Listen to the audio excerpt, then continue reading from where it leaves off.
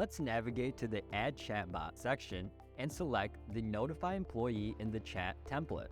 Our first step is to integrate a bot into our Bitrix24 by assigning it a name and providing the URL of the listener where messages will be received from employees. It is important that the handler's URL is accessible from the external network, avoiding localhost and self-signed SSL certificates, among others. It is advised to confirm the accessibility of your URL using a third-party service, rather than slowly relying on the success of your browser opening the address. Next, we will choose the type of chatbot. The interface offers 4 options: an internal messaging chatbot that will respond in real time, an internal messaging chatbot that will simulate typing a response, a chatbot for open lines, and finally, a special type of chatbot commonly utilized as a chatbot chauffeur in a group chat. For today's demonstration, let's opt for the first option and press the Create button.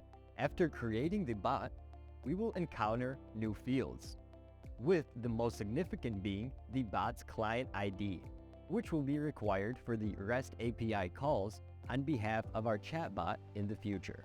We can verify the chatbot's functionality now.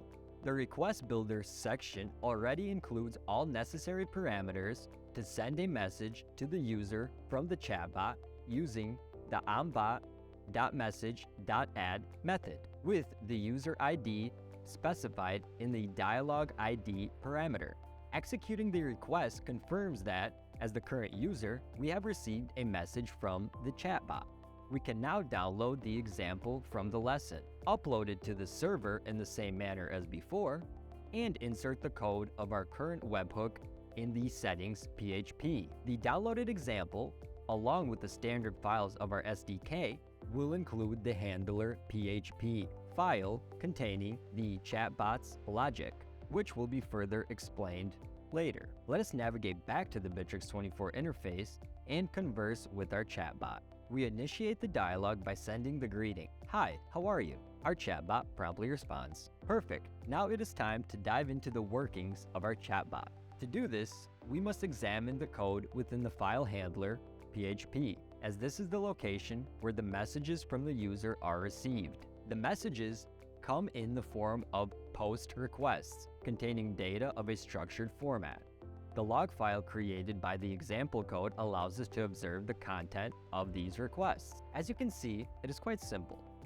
Bitrix24 informs us of the event that triggered the handler, in this case, a new message being sent to our chatbot from a portal user. The documentation outlines other events chatbots can receive. Next, we determine the dialogue in which the communication took place and the user who sent the message to the chatbot.